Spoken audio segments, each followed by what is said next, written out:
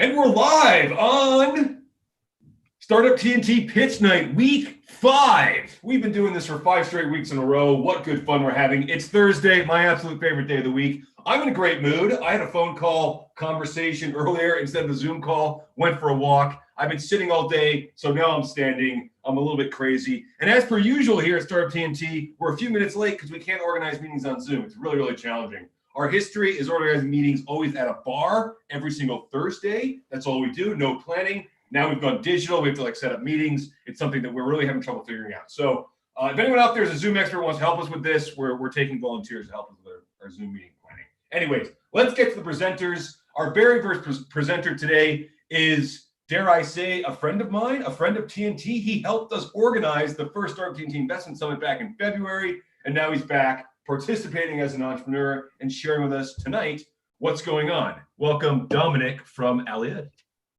Dominic, I'll let you share your screen, and when you're ready to go, I'll start the timer. Floor is yours, Dominic. All right, so it should be presenting right now. Is that right? We can see it. Yeah, you're good to go.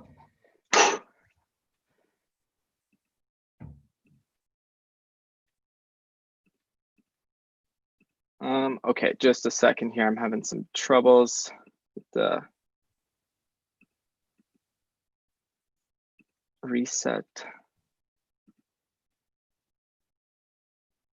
Whoa, I'm sorry. It's not skipping through right now. Do you need to go to presenter mode? That's what I was in. Try it again.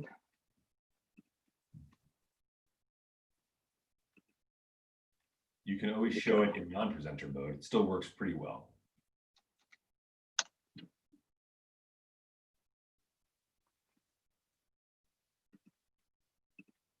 Present. Okay.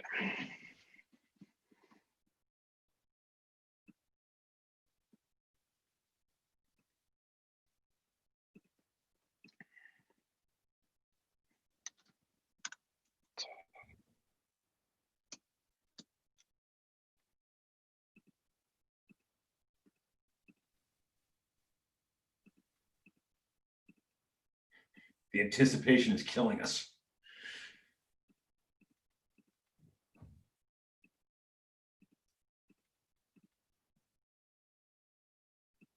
Are you having is your screen freezing?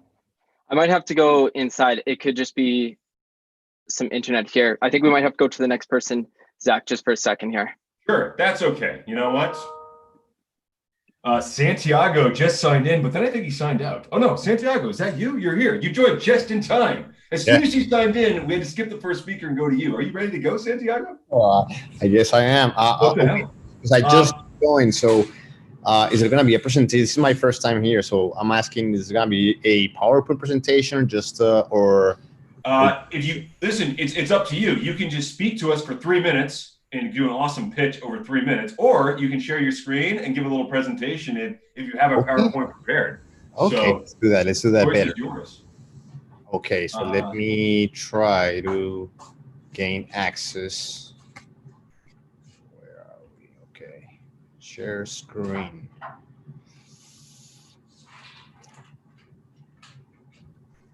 Okay, let me know if you guys can see my screen now.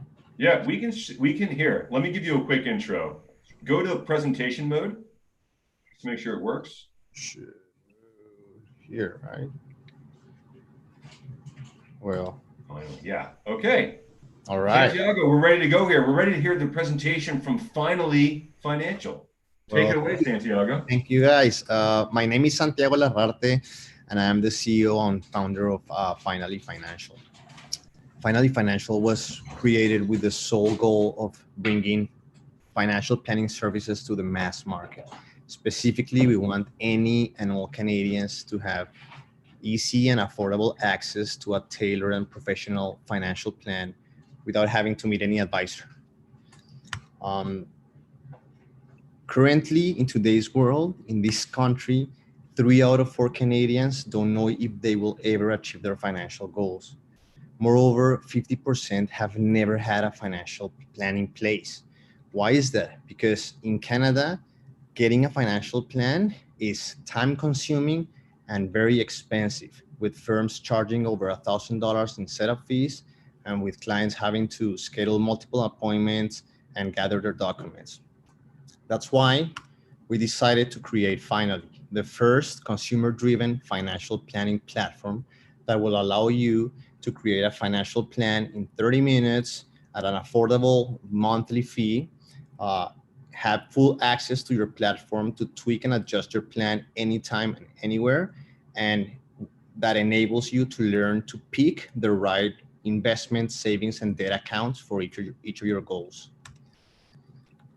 Right now in Canada, there are around 14 million households, but only 2.4 or less than 20% of them have ever been serviced by a financial advisory firm. Why? Because the 11.6 million households most likely don't have the necessary level of income and investable assets for those firms to service them. This leaves 82% of the market underserved. If we are able with Finally to target this specific target segment, people with a household income below $120,000, tech savvy and without a financial plan, we think that our total target addressable market is $1.7 billion just in Canada. Where are we? We built the company September 2019 last year. We really started developing the product by January this year. By August 7, we launched our beta without any marketing or paid advertisement. I think it was $350. And currently we have over 1,000 users, 8,000 page views, 100 conversions. We're raising now a seed round. I'll tell you guys later. And we're trying to close the round by December and launch our full MVP by January or February. We have currently 3-tiered pricing model. We have a free plan where you can go in and set and calculate up to 2 financial goals, compare bank accounts and financial providers, get a taste of the platform. But if you pay $100 a year or $9.99 a month, you get full access to the platform. Just coming up on 3 minutes here. Okay, sorry guys. I'm just gonna close with this one. We're raising $350,000, and we think that with the first year, we're gonna get 10,000 users and $100,000 in revenues. So if you guys are interested, please touch base with me or contact me through myfinally.com. Thank you guys. Okay, thanks, Santiago. Maybe I'll ask one quick question. How are you reaching all the customers? So you said you had 1,000 people using it. 100 of them sounds like are paying customers. How are you reaching your customers at the moment? Your SEO, so financial planning, the keywords financial plan, financial planning, financial advisory are one of the most ranked keywords. We're ranking well on them, and we're just getting organic traction. Yeah. Okay. Awesome. Pretty impressive stuff in the last year you've accomplished there, Santiago. So really cool. Looking forward to chatting later. Hope you can join us in Discord. Thank you. So Dominic, do you want us to put you back at the end, or are you ready to go back now? All right, I'm ready to go here. Thank you. All right. Okay, Dominic, let's do it. Aliud. All right. Yeah, so thanks, Zach, for the introduction there. Let's get started. So something crazy is going on in our world, and it is actually driving me insane. And for the last 2 years, I have not stopped thinking about it, and it's happening everywhere, and you probably don't even notice it. It's inside the duct tape vehicles that drive in the alleyways. It's happening in city parking lots, and it's happening at 5 and at 2 p.m. down the street or in your house. People are getting fed up. They're getting financially stressed, and they're mentally exhausted from not making their first or their last business deal. It was a make or break situation. Now they're left suffering. They knew very well at the beginning of this journey that it was going to be tough for their friends and their family and for them, and that it would persist this way. And the fact is, entrepreneurs, service providers, and artisans all experience pain, often from similar sources, whenever they're starting, managing, or hopefully growing their side hustle or full-time business. This suffering that these individuals They're part of 40% of Americans who take the leap and go towards the bright lights, awaiting to be served, to bask in the benefits like freedom from a boss, unlimited income, a passion-driven lifestyle, and lure self-employment has, and is now finally not hopelessly alone, together in a community filled with failed business adventures. 80% of those who fly solo end way low. In fact, so low that many now partake in a less formalized adventures where the value of time, who and where you are, and what you know matter most. And the scary part is, a huge swell of business opportunity was once all yours. And now, since unemployment is so high, less than 1% down from all-time highs, you have to share that. You have to share that with more people. So why is self-employment so painful? Well, it's not the year one, it's 2020, and thousands of tools are trying to make it easier and trying to solve this problem. It's a saturated market full of restrictive tools that take huge commissions, offer very little variety, and do not allow for creativity. So the solution, don't worry, we're introducing a comprehensive service to start, manage, and grow your personal business. And we do that because we're so much better.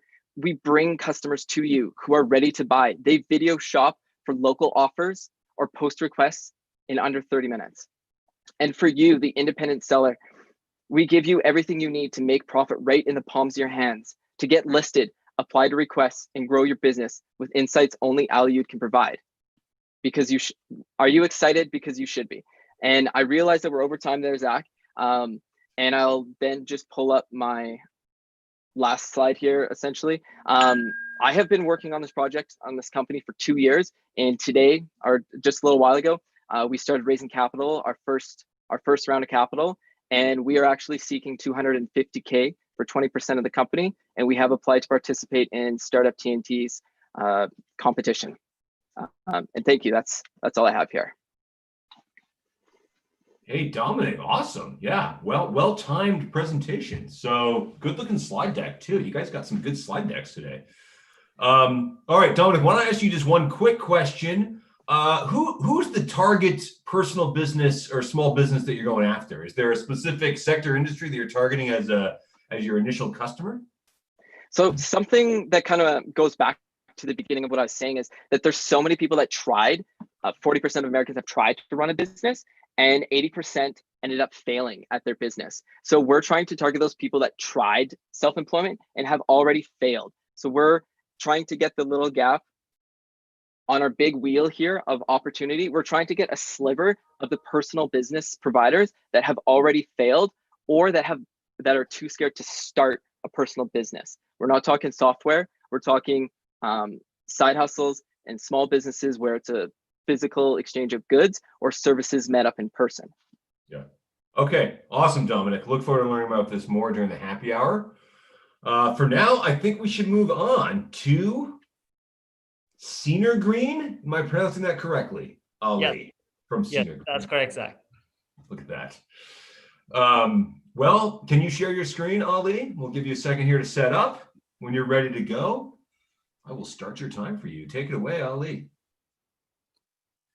Perfect. So, hi everyone. Cinergrain is an oil and gas service company that helps clients improve their oil recoveries and reduce infield drilling related well damage. We do this with an innovative nanoparticle-based viscous foam and injection technology called Cinerfoam that synergistically reduces net CO2 footprint. Hi everyone, my name is Ali Telmadari, CEO and co-founder of Cinergrain, and together we have more than 120 years of industry and management experience to make Cinergrain a reality. Cinergrain can help two types of clients. First, customers that inject gas for enhanced oil recovery, who suffer from gas channeling and diminishing oil production. This happens in more than 90% of gas EOR projects globally. The second type of client are unconventional oil and gas producers. During hydrofracturing of new wells, the fracture travels toward the nearby low-pressure well and damage both wells. The short-circuit fracture can damage wells and productivity and can cost anywhere from $100,000 to more than $5 million in cost, depending on the degree of the damage.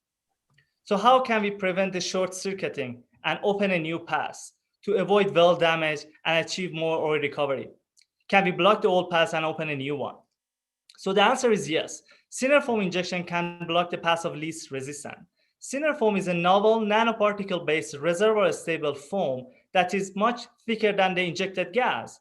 EOR clients can inject the foam into their short-circuiting reservoir and force the gas into the new pathway to sweep out more oil and store more CO2. Frac heat client can inject Cinerfoam into the existing production well to eliminate the low pressure zone and prevent the new fracture from traveling to the oil fracture. Our targeted gas EOR and hydrofracturing customers can achieve a $25 million benefit by 2025 with a total program cost of $6 million, with a synergistic benefit of storing or avoiding more than 1.2 million tons of CO2. This corresponds to $2.5 million EBITDA for Cinergrain by 2025.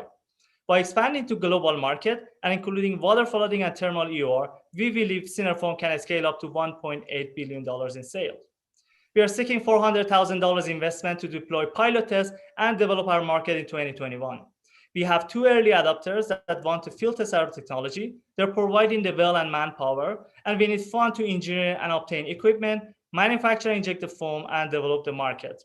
After a successful field trial, we believe we have a compelling value proposition and looking for joint industry, strategic or visionary investment partners to help make this technology a commercial reality. Thanks for your time and interest. Hey, thanks, Ali. Just under 3 minutes. Nice presentation. So you've already got 2 customers or potential customers lined up. Yeah.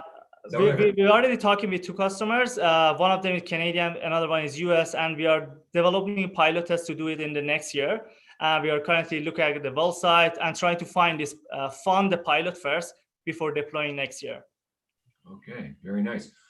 Where did you guys develop this technology? Was it developed in-house or in collaboration with the university? Or Yeah, we developed the technology at the University of Calgary, basically. I'm working in this area for more than 7 years, but we started the company from University of Calgary 2 years ago.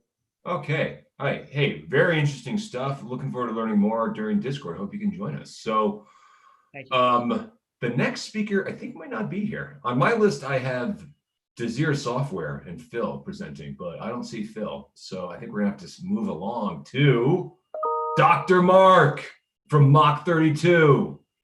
I love Are it. you ready for it? Well, I had to run and grab. I saw you had one, so I had to join. Is this some blind man? Pardon me? Sorry, what beer are you drinking? It's Blind Man Session. So Yeah, the blind man session. Okay, that's what I thought it was. I'm drinking Polar Park, my favorite brew pub, where we used to always meet. gotta support him. Can't find it anywhere. Which one? Polar Park? Polar Park. I haven't seen it at any of my local stores. I should probably stop blabbering and start presenting, shouldn't I? Let's move on. The fun conversation happens in Discord. Let's get back to Let me fire up my screen here. All right. Love it. Everyone seeing my deck? Yeah, you're ready to go. I better hurry the hell up. This is only 3 minutes and that's not much time. So my name is Mark Curiel. I'm an emergency doc based out of Edmonton, Alberta. I work at the Misericordia full time. And I'm here presenting my company, Mach 32. And I just want to tell you a little bit about our company. I'm only going to present one of our 3 medical devices that we have in the development pathway today because we don't have enough time. But I want you to know a little bit about our team. So I mentioned myself, I'm the big picture guy. My co-founder, Chris Tariff, is a mechanical engineer by trade, works for PCL Industrial Construction, and he manages $100 million gas plant builds on the regular basis. And Kelly Motet, who's worked with a couple medical device startup companies, has been providing a lot of insights and help with our commercialization and regulatory pathway. We've got some support from NRC IRAP as well as Alberta Innovates, and we're doing our first cap raise right now. So I want to talk a little bit about aerosols and aerosols with regards to COVID-19. We know that many life-saving medical procedures to treat COVID-19 patients produce aerosols, BiPAP, CPAP, heated high flow humidified oxygen, intubation, basically anything where we stick a tube or oxygen into someone's lungs, aerosols shoot out. Those aerosols are infectious for over 3 hours and they can spread up to 3 meters around a patient. So basically, if I want to save someone's life, I put my life, my nurses' lives, my RT lives at risk, and we've burnt an entire room for at least 3 hours. And we know that rooms are very urgent in the emergency room. So we're not doing a lot of procedures. And unfortunately, we're actually canceling a lot of elective surgeries where we need to intubate patients. This is leading to significant loss of revenue in American hospitals, loss of life, and longer wait times, right? Now, we're talking elective procedures. Did you know that mastectomies for breast cancer are considered elective? There's a lot of people with cancer not getting surgeries right now because of COVID. So one number I want you to look at, $50 billion a month. This is the estimated revenue that American hospitals are losing because of procedures they're not performing because of COVID right now. So significant impact monthly to the American healthcare system. That's why we invented the MAC-T, or the mock aerosol containment tent. And in short, we are the first portable personal negative pressure isolation tent on the market. And when I say on the market, we are on the market. We actually have our Health Canada medical device establishment license. We are a class 1 device and we are ready to begin sales. So in short, we set up a zone around the patient's head and neck that will contain these deadly aerosols rather than having to cover the physician head to toe. What is our market? Well, there's a lot of ways of choosing what the market is, but trying to get into the top 80 hospitals in the ORs in Canada, we're looking at an addressable market very conservatively of $12 million. And this is actually a money-saving solution when you look at some of the benefits, right? Staff safety, decreasing overtime when you have to send staff home because they've been exposed to COVID, decreasing ICU usage because we're doing less invasive ways of saving people's lives. Instead of intubating them, we do positive pressure ventilation. We can quickly ramp up the isolation capacity of any hospital, and we can provide isolation capacity to rural sites that don't have it. So this is actually a much cheaper way for hospitals to provide negative pressure and to decrease staff demands.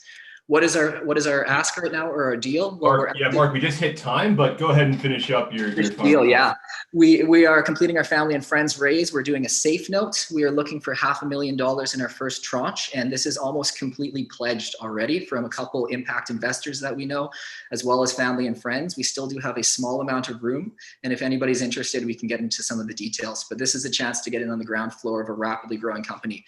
Just as a quick aside, to tell you what our team is capable of, we've taken this idea from idea that I had while intubating a crashing patient through design, development, testing, prototyping, regulatory approvals, supply chain, and onto market for sales in under 4.5 months. So wow. Medical device, 4.5 months. That's sort of what we're bringing to the table. I think that's just a mic drop, Mark, and no questions, please. Just mic drop, 4.5 months. What normally would take what? 2 years or something for a project like this? Yeah, COVID has been very rough, but also very kind in this regard for us. Yeah. Hey, listen, that's awesome. I definitely want to hear more about this story at Discord, but I think we'll save questions for there and we'll go on to the next one. But actually, just a quick question, Mark. At what point are you no longer Dr. Mark and now CEO Mark? Is that happening? I'm co-CEO Mark at the moment, but hey, when the company stops taking my money and starts giving me money, we can talk about it. I hear you. Okay, we've got 2 more presenters here. We're going to go in a very new direction with Pensada from Sam. So I'm excited to hear it, though. We take entrepreneurs of all stripes here at Startup TNT, Sam. So we're just excited about selling personal items as we are about saving people's lives. So let's hear it from Sam Pensada, a 3-in-1 everyday bag. Intriguing. Yeah, I'm Sam. I'm an engineer in the morning, entrepreneur in the afternoon, I guess. 24 hours working, basically. So this is a bag that I basically designed from my observation of seeing women kind of like walking and carrying a couple of bags to the work. So they have bags for the, let's say, the shoes, for the lunch or any other things. And, we are always bag lady. But if you look at the handbag market, it's going to be grown to $67 billion in 2025. And it's a huge market for basically for the handbag.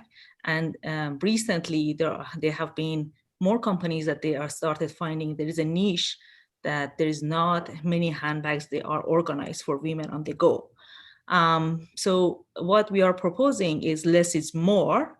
So that means, so when you look at from the top to the bottom, so you will see what you are having basically. If So you have your laptop, you have your bottle of water, you have your glasses, and you can also add your shoes in it. And I think every woman here can relate to that part. So I started this 15 months ago, and I already basically prototyped it, crowdfunded on my own website, sold 25% of my inventory, and it's going to be shipped in 2 weeks' time. From that, yeah, so why partner with us or invest with us? So we have proof of concept. We have customers around the world. We are shipping worldwide. We are going to ship to Australia, Italy, US, Canada, and New Zealand. And our vision, this is not only it's going to be a bag. I call it purse with purpose. Our vision is to create jobs for women in need, teach them marketing, fashion design, craftsmanship, and then hire them for Pensata. And if you're wondering what Pensata means, it's an Italian word. It means a great idea comes from a female. And so we are scalable because right now with this design, we are just targeting women in 30 to 45 years old, and we can expand with the new design to 25 to 35 years old minimalist. And we can ship worldwide. And we are having whole the process from the manufacturing, fulfillment, and shipping, and ready to grow. The other things that is going to be next for us, it's going to be trying the plant-based leather. One of them is called Pinetex. Pineapple is the new technology that it's made in UK, and we can build that and try a new market. So how long it took to get here? So from last year, we finalized the prototype. We have more than 1,000 people in our email list. We have our email marketing, Facebook ad, and our Facebook ad basically trying to get a lead and subscription to the. And we just hit 3 minutes as well for you, just so you know. Last page, yeah. So basically, so we already have like 1,200 people, and our lead is like $2 per lead. And okay, so we are ready to the next step, and we're ready to raise 500K to basically generate revenue, optimize branding, bring the marketing costs down, and basically go next to the level. So the same companies like Pensata, they raised $26 million. So we know there's a huge market there. Thank you. Sam, some really impressive stuff you accomplished here. Pre-sold 25% of your inventory with your own crowdfunding campaign built off your website. You know, that's an impressive accomplishment. Yeah. Are you doing this all by yourself? Is this just your show? What's the rest of your team look like? Basically, it's my show. but I had a coaches. I have been in a program, so I hired a team of sourcing company and QC. So everything is QC'd yesterday, and it's going to be shipped to Canada, and it's coming in. Yeah, and with my full-time job, that's how much I could do. I think I can do more if I raise money and quit my job. Okay, well, is all the manufacturing in Italy? No, these are not in Italy. So okay. Manufacturing in China. Okay. Yeah, Italy, your price point is going to be around $1,200. Okay, all right. Sorry. Well, anyways, that's great to know. I'll talk further during the chat. We've got one last presentation, so I think we'll move on to our last presenter. Sam, you can stop sharing your screen. And Savannah from Radley Robots is here, also a participant in our investment summit from Calgary, though. And she was here last week on the Discord. Now she can formally share with us what she's working on at Radley Robots. I know she's already participated in a few accelerators. She was swapping notes with other people. So really interested to hear the full 3-minute story of Radley Robots. Thanks very much. Appreciate that. So let's get started because we only have 3 minutes. So in 2019, the provincial healthcare budget was dropped from $22 billion to this current level. Then COVID happened. This is how we discovered that volume changes everything.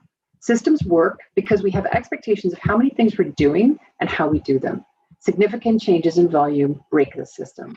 I know because I helped to developed software for Walmart for over 7 years. That's the largest organization in the world. And I understand how volume impacts every element of an organization. The immediate reaction to more volume is more people, but throwing people at a problem doesn't work long-term when all the base expectations in your system have changed. How can we scale more effectively and do more with less? The answer is to use technology in a thoughtful, human way, extending our capabilities using mobile appliances driven by our remote operators using the application on the attached iPad. Equipped with temperature and motion sensors and communication services, we can monitor patients and visitors, manage access to facilities, and provide other services. Let's ensure that healthcare workers provide healthcare support rather than reception support. Crucially, each operator can manage more than one appliance, and so as we add autonomous capabilities, we'll be able to scale the service further. Using a modular expandable toolkit designed and built in Canada, we're providing a turnkey service at a single daily fee. The global home healthcare market is valued at about $280 billion US, and since the pandemic began, the market for robotics and personal care has taken off and is now expected to experience a compound annual growth rate of 76% between now and 2024, which is not very far away. Our business model is to provide the appliance and service for rent to both facilities and consumers. We'll also provide an entry-level video call management application service only for people who wish to use it, plus TNT, actually, on their own iPads for a lower monthly cost. As everyone has suddenly needed to address shortcomings in various types of facilities for older people, the category of companion robots has suddenly come together. We have several advantages. Our appliances are patented Canadian technology that have been engineered for mass production, which is rare in robotics, and our combination of features and operator service will be offered at a much more reasonable cost than the closest competitor, which is really a real person. To go to market, we're partnering with larger home healthcare, we're going to market, we're going to home networks and going direct to consumer. We're currently in the process of formalizing a partnership agreement with a large provider of independent living facilities here in Alberta, and we anticipate putting our first 5 appliances into a pilot by the end of this year with a view to moving aggressively and scaling outside of Canada by the end of 2021. Oh, so whoops, I skipped to that. Sorry, I put this together at the last minute. Since our hardware application appliance is already available for prototypes and short-run manufacture, we're going to be using our investment funds really for software development and for executing on the marketing and sales strategy. For myself, so I've been in technology for over 25 years, working in a combination of various startups. I have a team, I have an advisory board that consists of a founding member of the Canadian Robotics Network, a local Alberta entrepreneur, and a senior partner at KPMG. These people have all had successful exits in the past, and we are partnering with other Canadian and Alberta companies to develop and deliver the service with technology that's already proven in market. So we're looking for we're currently raising $300,000 to be used for that pilot of up to 5 robots and the first iteration of software. We're looking for connections to larger facility providers in the United States, and advisors and mentorship are always welcome. Join us in solving a problem we will all experience. All right. Thank you, Savannah. Strong end to the night. Like, honestly, quality presentations tonight, guys. You guys are a very diverse group here, but bringing all kinds of different innovations to the table and accomplishing a lot with small teams. Savannah, are you another one-person team doing all of that work? Is that what I'm seeing? Yeah, I've been getting some help from people like here and there, but I don't have any employees at the present time.